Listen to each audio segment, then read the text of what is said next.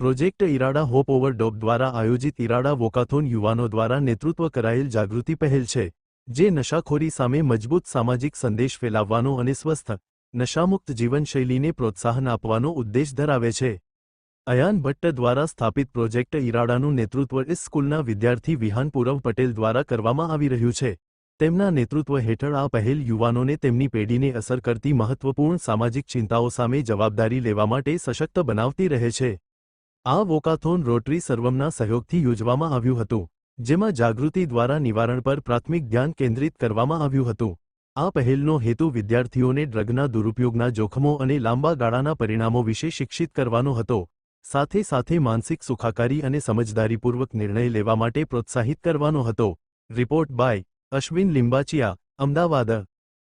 હું વિહાન પટેલ છું. હું એઆઈએસમાં ભણું છું અને પ્રોજેક્ટ ઇરાદાનો લીડર છું 2025-2026.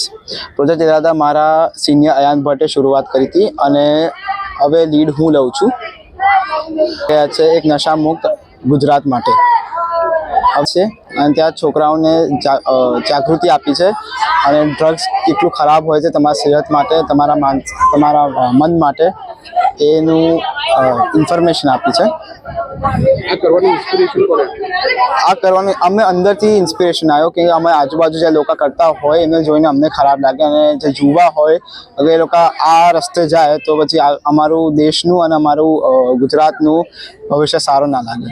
હવે આગળનો પ્લાન છે કે અમે આખા ગુજરાત સુધી અમારો અવાજ ફેલાવીએ અને થઈ શકે એટલા યુવાઓને ચોકન ના કરીએ. આ ડ્રગ્સ કેવી ખરાબ વસ્તુ છે, નશા કેવો ખરાબ હોય, જિંદગી બરબાદ કરી શકે. ચાલુ કર્યું હતું મારા સિનિયરે જ અને અમારો અભિયાન થઈ શકે જેટલું લાંબુ છે તે ચલાવીશું જ્યાં સુધી હર એક યુવાને ખબર ના હોય કે કેટલું ખરાબ હોય છે આ નશા અને કેવી જિંદગી થઈ શકે છે. એટલે સ્કૂલોમાં જઈને આપણે કહીએ તો છે યુવાઓને જે અમારી ઉંમરના હોય, જે 12 વર્ષની ઉપર હોય, કારણ કે એ લોકોને સૌથી વધારે ચાન્સ છે કે એ લોકોને નશો લત લાગી શકે છે.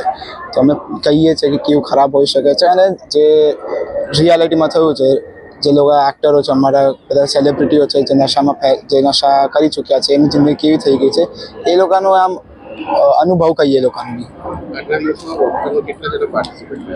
400 છોકરાઓ પાર્ટિસિપેટ કરે છે, બધા એએમસી સ્કૂલના છે અને આમાં આખી ટીમ મને હેલ્પ કરી રહી છે આ વોકેથોન ઓર્ગેનાઇઝ કરવા માટે. હું પણ આ ગ્રુપ જોડે જોડાયેલી છું, ઇરાદા પ્રોજેક્ટ જોડે. અમારું સૌથી મોટું એમ અને હેતુ એ છે કે અમે નાનીથી નાની સ્કૂલ અને મોટીથી મોટી પ્રાઇવેટ સ્કૂલ, કોર્પોરેશન સ્કૂલ જઈ અમે એએમસી જોડે જોડાયેલા છે. આજે ત્યાં જઈએ, નાનાથી નાના બાળકોથી આપણા વૃદ્ધ લોકોને આપણે સમજાવીએ, આ ડ્રગ્સને ના બોલવાનું શીખવાડીએ.